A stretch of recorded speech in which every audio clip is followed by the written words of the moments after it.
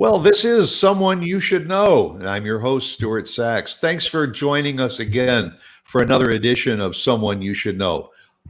First of all, hope everyone is doing well, feeling well, being safe, and just thank you for taking the time to be with us. If you like the show, share it with your own Facebook page or with your friends. Let them know about the show. We appreciate you being here wherever you're watching us from, coast to coast.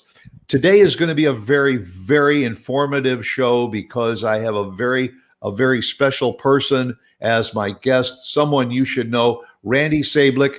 Randy, good morning. Morning, Stuart. Glad to have you with us. Randy is a business consultant. Now, wait a minute. For those of you right away that say, boring, no. Believe me, you are going to get more information in this next hour from Randy Sablich about how to keep your business, how to maintain your business, and also information that you can pass along to your friends and relatives who are in business and want to stay in business. We're going through some tough times right now. This coronavirus has put a damper on an awful lot and especially the business community, as well as the school communities now, the healthcare communities. But today we're going to focus a bit on the business communities and those that are run by one person or 1,000 people, because they all have one thing in common, and that is to make money and to make sure that their bottom line continues to be black ink and not red ink. So Randy has got a very broad background. I'm going to have him tell a little bit about it because he has not only been in the small and medium-sized corporate world, but he has been in the mega corporate world and has learned an awful lot about it. So Randy, please let the audience know a little bit about you, your background, and your career. All right. Well, good morning, everybody, and good morning again, Stuart. I'm honored to be here, and I really enjoy the opportunity to talk a little bit, because I always like to talk. Stuart knows me a little bit. You're from New York. I'm from New York. That's what we do, And I was telling him I did a podcast with somebody, and I really thought that my New York accent was gone until I played back the podcast, and I said, "Oh my God, I guess I still got it." Well, you know what? You don't get rid of it. So for those of you out there watching the show today, I'll just give you a quick background. I spent the majority of my career in large businesses. We're talking GT, Government Systems, General Dynamics, a smaller company called Dynamics Research Corporation, Elbit Corporation from Israel. And somehow, over the years, I spent the last 30 plus years in senior leadership positions, and I was given the assignment to fix, I'll call it, broken divisions or broken businesses. Some of them were newly acquired, and you know what happens when you acquire a business. If you've ever done that before, it ain't always what it appeared to be when you looked at the books, or it'll be a division that has been part of the corporation, and the senior execs have been debating, should we keep it or should we get rid of it? And I was tasked with going in and trying to figure out the answer to that question and help them. And the interesting part is, I wasn't taught this. I'm an engineer, mechanical engineer by degree from Worcester Polytech in Massachusetts. And I think what equipped me the best, number one is God blessed me with a gift of gab, so I'm comfortable talking to people. I'm a little nervous here today on Stuart's show, but I know him a little bit, so not that nervous. But I learned in engineering school how to solve problems when you don't have all the data. And so when I would take over an organization, again, large or small, first thing I would do was learn as much as I can about the organization, the people, the customers, the products, what they do well, what they don't do well, and then we'd sort of take it from there. So after doing that in Massachusetts and Florida for about 35 years, I decided to retire. I retired in Massachusetts. The very first phone call I made was to a good, very close business professional friend And it was the best call to start your business because he said, I told him that I had retired and I was now consulting on my own. And his response was, oh my God, I can't believe that. I need your help. And so my wife moved to Texas because that had already been in the plans. I spent the next 7 months living at an extended stay suite hotel and driving back and forth to his office, which was all of 15 minutes from the hotel. And I helped him with new business, writing proposals, analyzing opportunities, things of that nature. Got it as far as he needed to take it. I moved down to Florida, and again, no sooner had I settled in with my wife and started to unpack my things, I got a phone call from another old friend of mine who had just taken over a business in Warner Robins outside the Air Force Base. And he said, I need your help. And I said, well, but I'm not going to come. He wanted me to be the VPGM. And I said, yeah, but I don't want to do that full time. He said, fine, you can commute back and forth every 2 weeks. And I said, okay, fine. So I did that. And I worked for him for about 7 months. We made a lot of progress. We restructured the company. We got rid of a few people, hired some new people. And that was the beginning. And I said, I think I can do this. Now comes Texas. Now I'm in Texas. I speak funny, at least for everybody here, right? And I don't know anybody except for my wife and my oldest son who lives here. And even though I may appear to be a very outgoing and gregarious person, I'm actually quite shy. And so it was hard for me initially to find potential clients. So what do? We join a networking group, and I joined several. That's where I met Stuart. That's where I met a lot of my current clients. And what I decided to do is I didn't want to go back to the big businesses again. I didn't want to go acting VP or GM or any of those things. I wanted to help small businesses and or sole proprietorships, because you get them in a networking meeting and they sound like everything's going great. But when I tell them what I do and I give them my contact information, very often the phone rings and they sort of tell me what's really going on. And every one of my clients is confidential. I will not divulge who they are, what their companies are. I keep it that way for obvious reasons. But we do what I just said we do. We sit down. I get to know them. Then I get to know their company. Then I ask a lot of probing questions about why do they think the business is doing what it's doing or not doing. What do they think they want to do with the business? And I get some really different answers. One guy wanted to sell his business, and we're in the process of doing that. Another person simply just wants to grow his business. And then there are variants of that.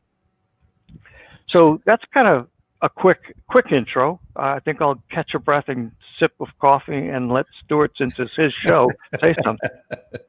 Well, there's 4 key words that you mentioned a couple of times during your address, and that was, I need your help. And in my experience, and I was a small businessman for 40 years in the retail business with my wife. There were good years and there were bad years. Yep. And during the good years, you don't sit down and analyze and say, what really made us so good and what can we capitalize on? It was during the bad years that you say, what did we do wrong and how can we fix it? Yeah.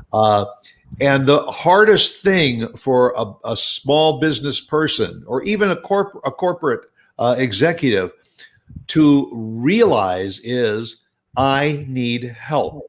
Oh. And for an executive, correct me if I'm wrong, for an executive to call his staff in to say, okay, what's wrong and how do we fix it? Probably the best avenue is to get a fresh set of eyes and ears to come in to analyze what you have, to see where the weak link is in the chain in order to fix that. Is that a fair approach? Yeah, in fact, I'll just tell you a quick story. I took over as acting VPGM of a company in Florida that had been recently purchased by a company in Baltimore, Maryland, and so I called an all hands meeting, which I did anytime I took any kind of a senior role. Called an all hands meeting, and I have a day timer. You know, you've seen the big heavy day timer. It looks like a Bible. And I came in and I waited for it to settle down a little bit, and then I dropped the day timer on the table. And that quieted the room down quickly because they really didn't know what to expect. And I said, good morning, told them who I was. I picked up the book and I said, in case you're wondering, the answers to the problems plaguing this division are not in this book. And then I paused and I said, they're in this room. And from that point on, I got incredible cooperation.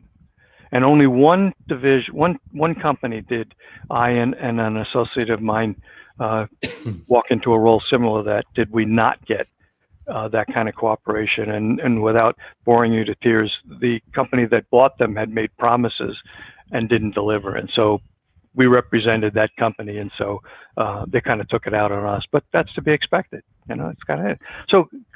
Company, and you know, and just to add to your thing, at first I was a little disappointed because I joined these networking groups and introduced myself and told them a lot of the spiel, as we call it in New York, that I just gave you, and I was wondering why the phone don't ring. And you know, from networking, there's that phrase, know, like, and trust. I realized one morning that it was going to take time for people to know me, to like me. I'm a very likable guy, but to trust me. And then it's sort of like the dam just burst, and I started getting the phone calls. And so I've been working with almost a dozen different people, and I'm really enjoying it. So I don't know, did that answer your question? Yes, it does. And the follow up to that question about maybe we can do it ourselves, and then you realize that maybe you can't do it yourselves, and you do need this outside intervention is. And you know, being an independent businessman, I used to talk to a lot of other independent business people. And the next question that they say is, well, how much does it cost? Right. You know, the question isn't, did it work for you or can it really work? But if the next question is, how much does it cost? You're going down the wrong road. You're taking the wrong approach, because you really have to find out what the elements are to make it work. Because let's say, for instance, that I said, well, you'll probably have to invest about $10,000 in order to turn your business around. Oh, well, I don't have $10,000. Yeah. And then the follow-up to that is, if you invested $10,000 to do $30,000 more in business, would it be worth the investment of $10,000? Oh, well, sure it would. You know, it's a matter of perspective. And let's just lay it out to those that are listening and watching right now. This does not have to be a costly proposition to help turn a business around. You take it in steps. Right. Am I correct? Yes, sir. And it's even more better than that in some ways. I've decided, since I'm retired and you know, I wanted to do something to give back. I've had a great life. I've had great careers. I got 3 great kids, 48 years married, and God's been good to me, and I have a very strong faith. And so I decided that, at least initially, I tell people my services are right now pro bono, so it doesn't cost them anything. Is that negotiable? Yeah, I mean, if we're all done and they're really happy and they want to slip me a $5, you know, I wouldn't object to that. But what I really want to help people. You know, so that's what I'm doing now, is spending time with people, and at some point, let's say we may have to do some analysis. I may have to bring in somebody else. We may have to, you know, get a consulting agreement with a third party, or may have to buy data, may have to do some advertising, and then I'll bring in some other members of the group, some of the networking groups that I'm in, and those people will charge, and they're going to have to pay for that. But initially, my services are pro bono. if you're listening, folks, it doesn't get better than that, because Randy may be able to sit down and have that initial consultation with you and maybe find the one or two little areas that you can start improving on right now to turn your business model around.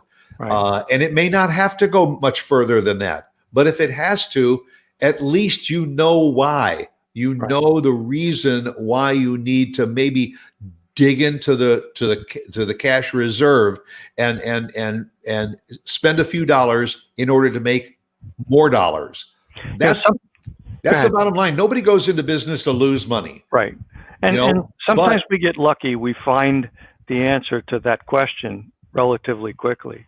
But I have a couple of clients. I've been working with them for a couple of months, and we still haven't uncovered what they really want to do. And so they're trying to figure out what they want to do. And so, we have to look at the business realistically. Like you said, do they have to invest more money? Do they have to invest more time, their time? Some people want to retire. And so they want to get their business to the point where either they can hand it over to their kids, or they have an associate that they think is capable of running it, or they'd like to sell it. The toughest one is selling it. Because, and I'm sure you know this from your business experience, they have an expectation as to what their business is worth and what they want to get for it. And usually that expectation is far from reality.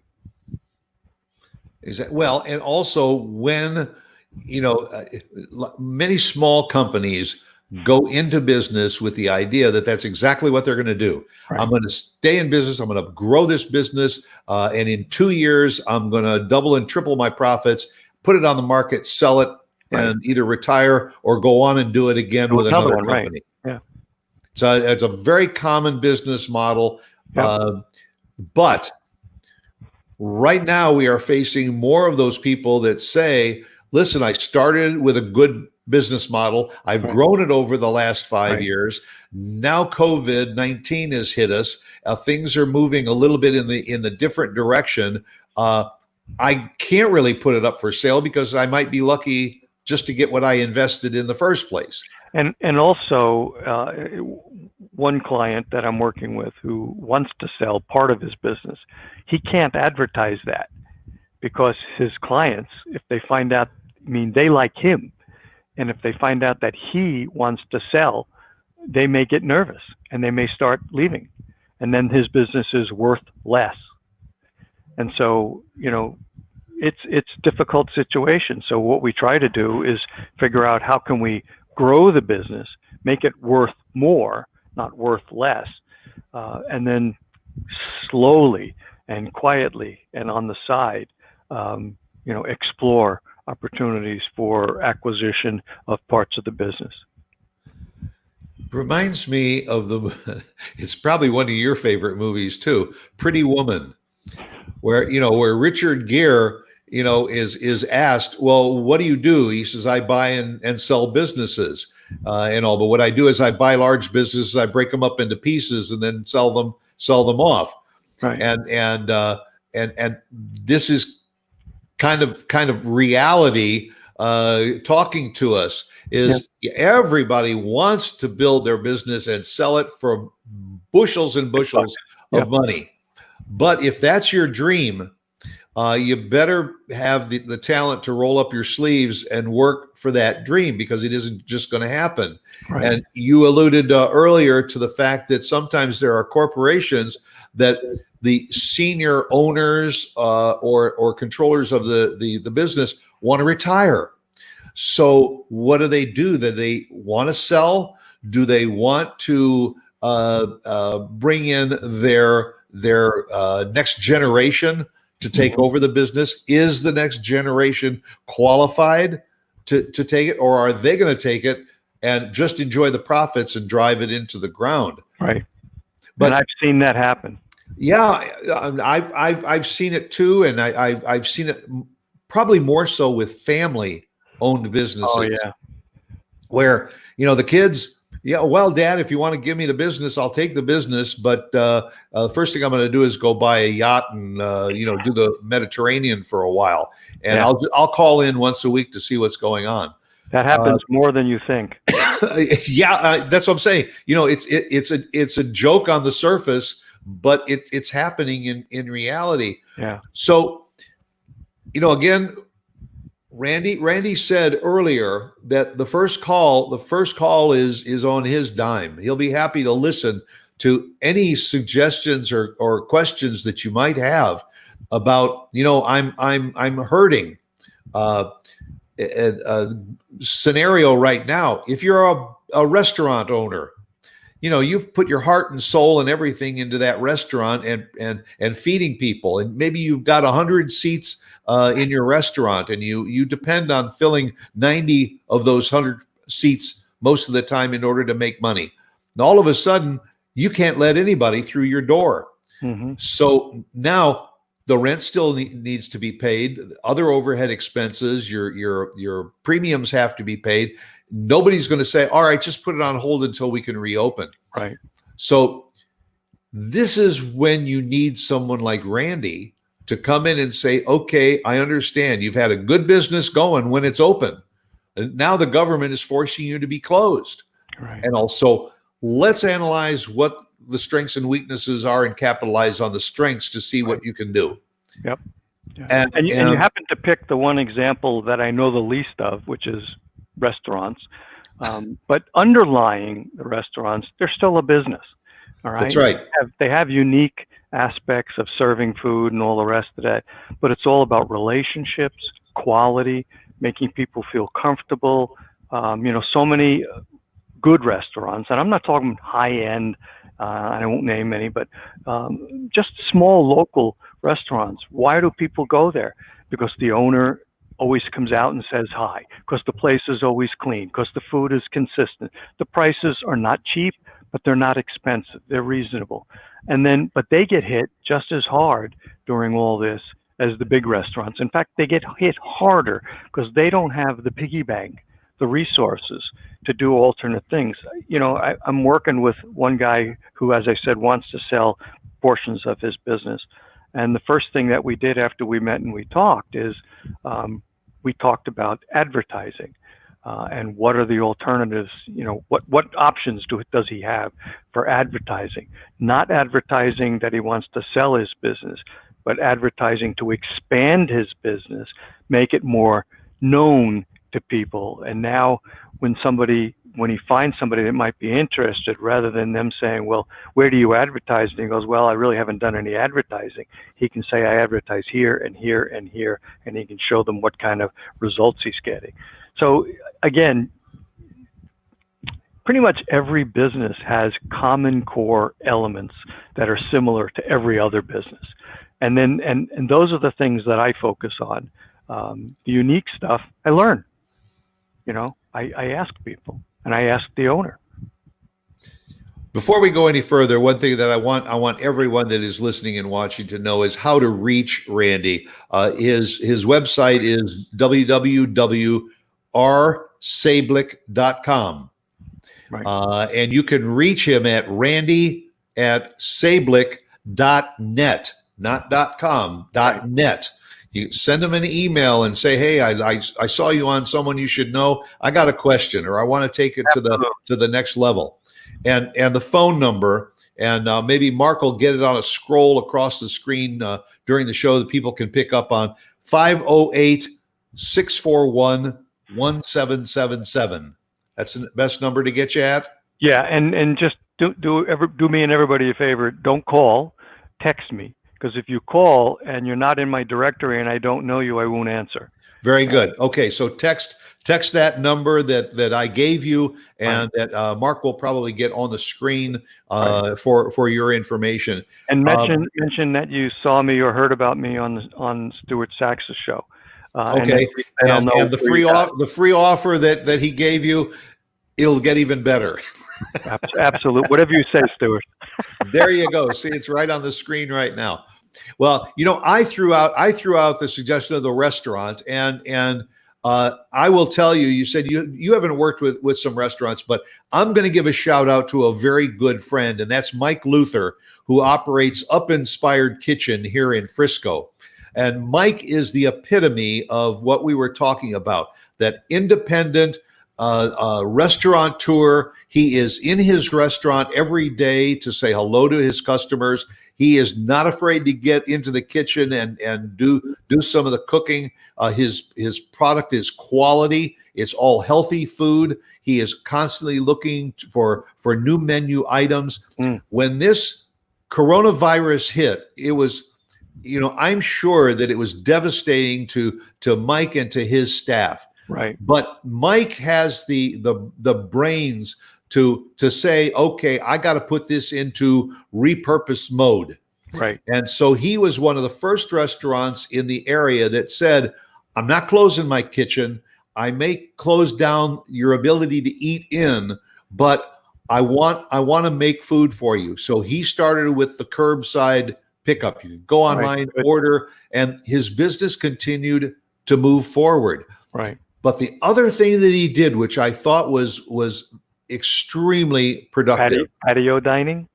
Huh? Patio dining? Well, he does have patio dining, and that's what's helped him now. But what he did was he encouraged people to come by the restaurant and buy gift certificates. Okay? Yeah. A gift certificate was a brilliant idea because I bought a $100 gift certificate. Well, I'm not losing any money. I gave him $100. That helped him pay for his staff to keep on working. Right. And I still have the $100 to use on getting food. Exactly. The other thing he started to do, and this was out of the goodness of his heart because he's a great individual, is he started asking people to make donations of $5, and he was going to take those $5 and turn it into meals to take across the street to the hospital to give to the hospital workers who are being taxed during this. But you see, this is what a smart businessman can do. That's right. The other businessman says, what am I going to do? There's nobody coming through the door. That's right. So what he did was he kept his kitchen staff gainfully employed. He kept his kitchen clean and moving and producing food. And most importantly, he kept his name in the community. That's correct. Exactly. So and not only that, but he didn't have to spend a lot of money on advertising. What he was doing was because he used his Facebook page to let people know what he was doing. And the public was saying, oh my gosh, Mike is still open, and go over there. And when you buy a meal, buy a gift certificate. Right. So, this is something that this independent businessman did to repurpose his own business until the restrictions started to get lifted a little bit. Exactly. And I think that what we're talking about is the fact that any business owner, small, medium, large, if you're sitting there saying, what am I going to do next? You pick up the phone and you call someone like Randy and you say, I need your help. Or maybe they don't know that they need my help. Well, yeah. Say, I have a problem. Would you be willing to talk to me? And the answer is sure. No cost. And that's the first step, because they see things through their own eyes. Absolutely. They don't see that through independent eyes. And I want to hear what they see through their own eyes. And like you said, you walk in with that date timer and you put that down on the desk and you say the answer is not in here. Right. So now I still do that occasionally. Yeah, that piqued their interest. Right. Yeah. My dad always used to say you're either part of the problem or you're part of the solution. Wise man. And I can very much see that you are the solution man. I try to be. So what is the first step? So I realized that, okay, my business is failing a little bit. I don't want to retire yet. I don't want to close the door. I want to keep on going. I don't have a ton of cash. This man has offered me the opportunity to come in pro bono and at least give me a direction or some insight.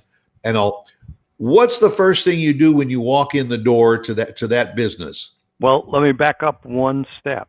The Okay. first thing that they need to do is get their head in order. Okay, they should sit down for as long as it takes for them to analyze. I don't mean analyze analytical with Excel spreadsheets, but they need to look at their books. They need to look at their cash flow. And I'm not a finance guy, so I'm not going to delve in. But they should have a good, solid picture of their business. They should look back a few years. Have things been pretty much going the same for the last 5 years, and it's just COVID that's impacted it?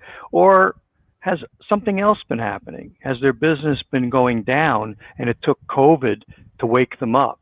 So they need to have a good picture before I can come in and formulate a picture, because I'm going to formulate my first impression based on what they tell me. And if they try to snooker me, they're snookering themselves and they're wasting their time and my time.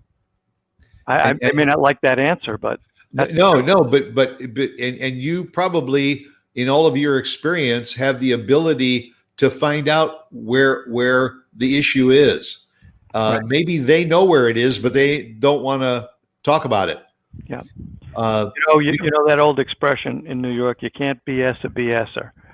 You know. Right. Yeah. So Yeah. I was going to say it in a little bit more language, but I didn't know if you'd allow that. Right. Or try to sell a car to a used car salesman. Exactly. But in talking with other business people, I have known that someone will say, "Well, I've been in business for 10 years, and year number 3 was my best year."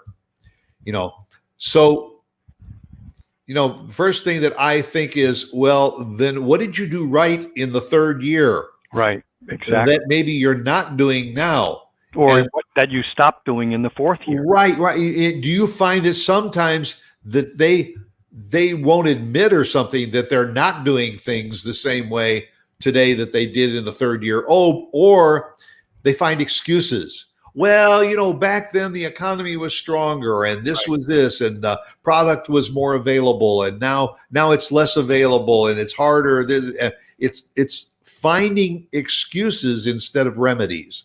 Yeah. In fact, the difference between a successful business person and a not so successful person, to use the example you just brought up, they did really well in year 3. They didn't analyze why. They assumed that year 4 will be equally as good as year 3 or better. I don't have to do anything. The economy is going to take care of it. And then even if year 4 wasn't as good, they said, well, it's an aberration. It'll get better next year. The good business person will analyze that, say, what am I doing right in year 3 that's making me successful? It's easy to say, okay, but when you're, to use your friend as an example, when you're in the kitchen, when you're actually, waiting tables and you're talking to people and you're taking reservations and you're ordering material, you don't often have time. And people like that, restaurateurs, they're working from 6 o'clock in the morning until sometimes 10, 11 o'clock at night. It's at least 5 days a week, many of them 6 and some 7 days a week. Right. So it's really hard to analyze their business. In fact, as you know, many of them don't even have an accountant. They just do their books themselves. But they have before they bring me in, they need to have a good picture, because I'm going to ask a lot of questions. And if they don't have answers, then we're really wasting each other's time. And I don't mean they have to have all kinds of detail, because if they had all the answers, they wouldn't need me, right? But they've got to have a good picture so that we can discuss the truth. What movie was that line from? You can't handle the truth. Yeah, A Few Good Men. A Few Good Men. Yeah, and sometimes Jack Nicholson. Sometimes people don't want to hear the truth. They don't want to even look at the truth. But right. We're in a time I don't want the truth. I want the answer. That's right. But today, the truth will set you free. It's analyzing your business and getting a good handle on it, and then taking it from there. And sometimes the answer may be, you know what? Your business isn't going to survive in this new economy. All right? It's, think of the biggest change that we've had in our economy is the office worker, right? How many businesses are working from home or working from Zoom? And that model is the futurists are saying that's here and that's here to stay. And I read the articles of things in the greater Dallas Fort Worth area. A lot of the companies that own these office buildings are really scared. They're wondering, what's going to happen, because a lot of these tenants are asking, when their lease is coming up, they don't need 100,000 square feet anymore. They may only need 10. So everything is changing, and I don't have a good crystal ball, all right, but I think the Black Book, okay, can teach people to create their own crystal ball. They've got data. They've got a good intuition. If they've had a successful business, they've got great intuition. Use it. Well, we were talking just before the show started that this week alone, another 1.3 million people filed for unemployment compensation. Right. Well, that means 1.3 million people are out of a job. They're Right. out of the workforce, and they came from someplace, from Right. small, medium, large corporations, Right. and so those employers we're using that as a step to try and survive. Right. They say, well, in some cases, what they do is they say, okay, you can work from home. Some people that work for large corporations not only are working from home, but maybe the corporation has said, listen, we're going to cut back from a 5-day to a 4-day work week. This way you can maintain your job. You'll make a little bit less money, Right. but it'll keep us afloat for right now. And you can take care of your rather than furloughing all of those people. Exactly.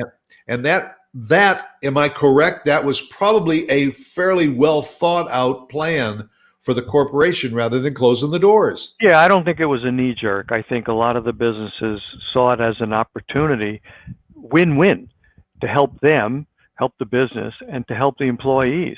My daughter and her husband work for a large corporation. I won't say where, but they're a very big company, defense contractor, but very progressive. And they've had work remotely for a while, and they've stepped it up. But they do certainly several times a week. They have Zoom team meetings. She's on Zoom calls with her associates. So it's just like they were there, but they're doing it and they're getting the job done, and the management team is happy.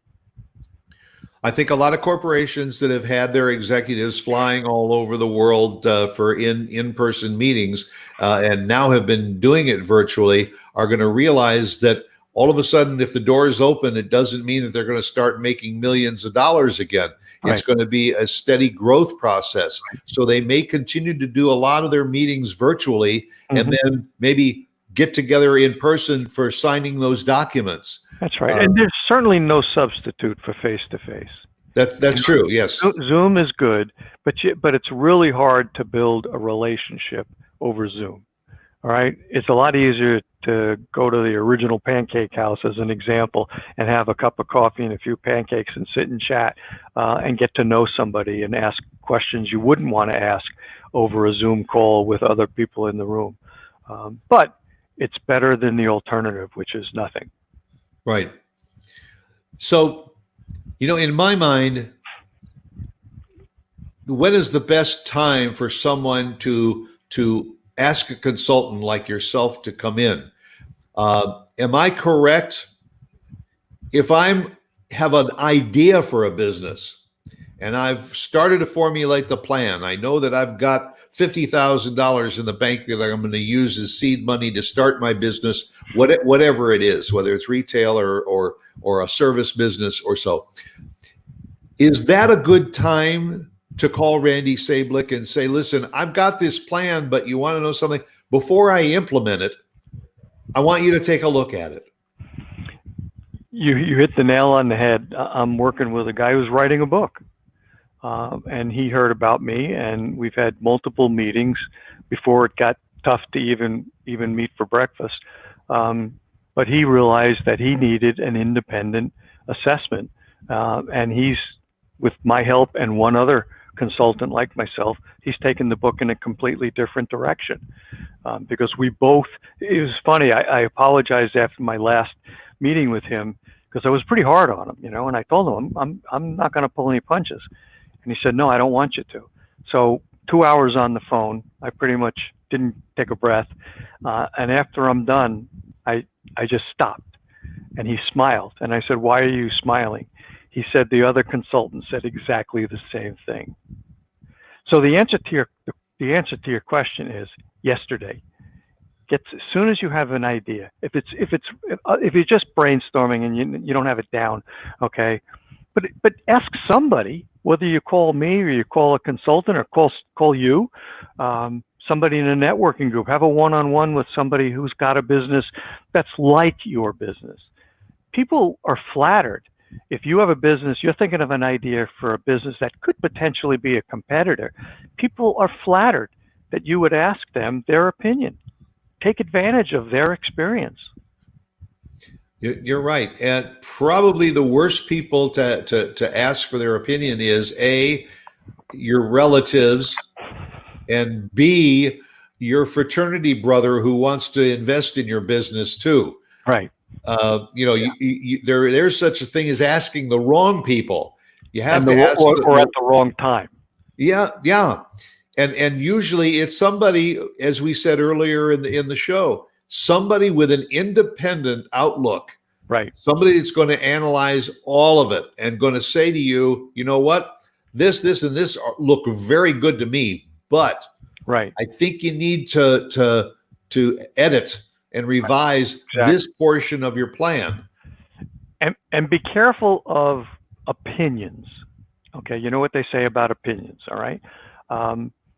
So everybody's got an opinion, but you just don't want opinions. You want opinions based on some analysis, whether it's on paper analysis, whether it's experiential analysis, whether it's just intellectual analysis, but you want their opinion to be supported by, I think this is a great idea because, or I think this is not a great idea because.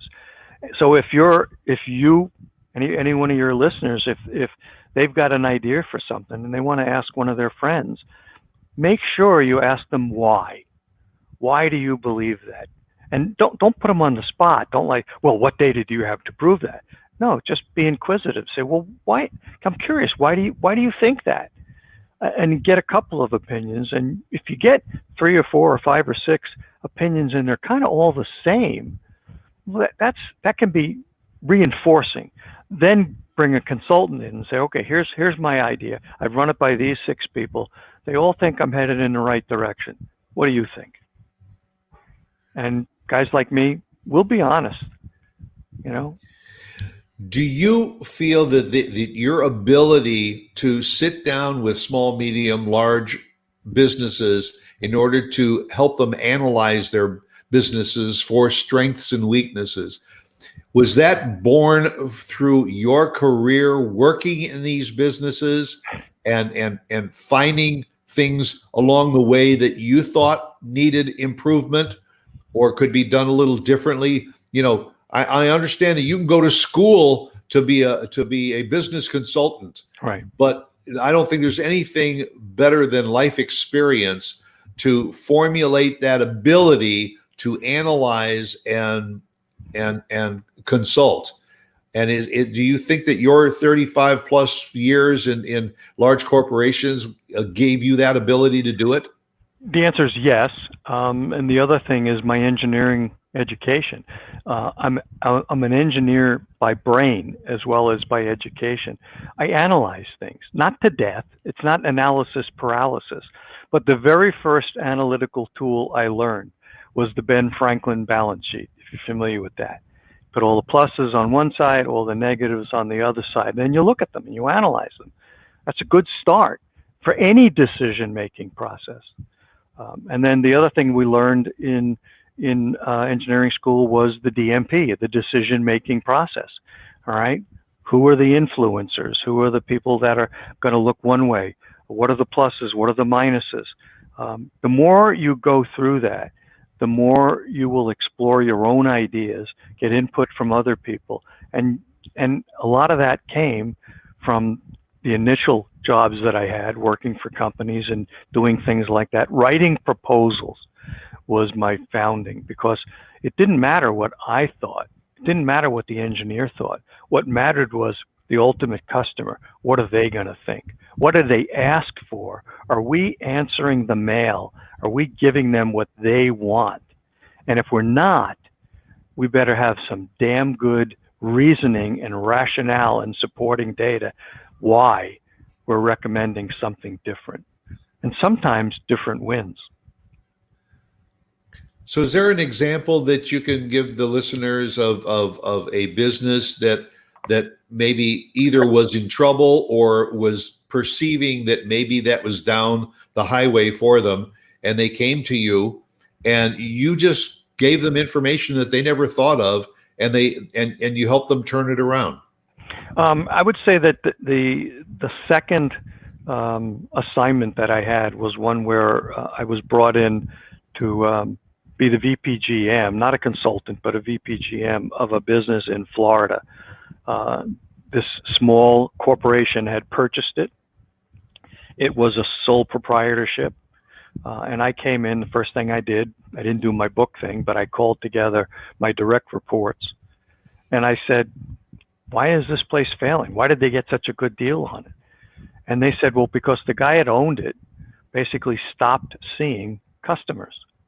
Not just new customers, but existing customers. And we talked through that a little bit. And I said, well, do you have your contacts with those customers? Oh, yeah, I still talk to them. And they just can't understand why we're going the direction we're going. I said, can you get me in to see them? So I did about 6 months of visiting previous customers with the salespeople or the project people. And after getting to know them a little bit, I made a commitment. I said, if you will give us work, particularly the work we had, if you will give it back, I will make sure I visit you on whatever you consider to be a regular basis so we can keep the communications going. You know what we're doing. We know what you want. We got back every single piece of business that they had lost. And it's not because I'm some great guy. It's because I listened to what the customer was saying. I listened to what my people were saying, and I just did it. I said, okay, this is what we're going to do. We're going to do what you guys suggested. And it turned out to work. So, I've helped so many companies over the course of my career, in small ways and big ways. That's the only one that comes to mind that I can give you an answer. But, say what you do what you say, but listen to the customer first. So you've been able to really do what you do both from the inside, yes, and now even more so from the outside. Mm-hmm. And it in today's environment, what used to be a last ditch Hail Mary, right. We better call a consultant in because right. We only got 6 months to keep the doors open. If we don't, that's not the right approach. The right approach is when you start to see that something is not quite right, that's the time to bring the consultant in. Yeah, I'll give you a more current example. And again, I can't tell you the name. Excellent. I was working for a let's call it a consulting group. All right, I don't want to mention the name. And we had a client that was in the cleaning services business, and no matter what they did, they were doing okay, but they just weren't making any money. And so put a team of people together, and one of the people on the team said, let's call the workers in 3 different facilities together at night. We'll bring tacos or burritos or whatever they eat, and we'll just ask a bunch of questions and we'll do a survey. And then while we were doing the survey, one of the members of our team went and checked who was there. They did an attendance list, and they checked the time card records. Well, guess what we found? There were people whose time cards were punched that weren't there. It turned out that they were being ripped off to the tune of several $1 million. Yeah. And did we intentionally find that? No, we stumbled on it, really. But we did the right thing so that we would stumble on it. And they didn't see it. Right. Well, You know, the bottom line to this entire conversation, Randy, is that there are people like you that are out there that Yes, there more are. people should take advantage of. Yes, there are. And again, Randy Sablich, you know, text him is the best way. Yep. Yep. 508-641-1777. Maybe toward the end of the show, Mark can put it up on the screen one more time. Randy, thank you very, very much. It's a pleasure being in a networking group with you. And word of mouth is the best form of advertising and the cheapest form. And I thank you very, very much for taking the time to be someone you should know. Can I give one more shameless plug? Absolutely. Not for me. There's a national organization. There's a chapter locally called IMC, Independent Management Consultants, and they meet once a month. Look them up, IMC, on the web. And if there are unique things that you need help with that are beyond my capability, the chances are pretty good that IMC local has somebody who has the experience that you need. Excellent. Well, folks, it's in your hands now. You know, take advantage of it. And Randy may be here in North Texas, Right. but anywhere you are around the country, if you got questions, Yeah. call him. Call him. That's right. He'll help you, or he'll put you in the right direction. My cell phone has unlimited talk time, so There you go. There you go. Randy, thank you very, very much for what you do. Thank you. And thanks to the audience. Thanks for being with us for this hour with Randy Sablich, who is even in your own advertising, you call yourself a turnaround consultant, and that's very, very often what it is. It's all about turning around. Yeah. And folks, I ask you to do the same thing. Turn around, come back next Friday for another edition of Someone You Should Know. Go out and make it a good weekend. And remember, be yourself, because everyone else is taken. I love that.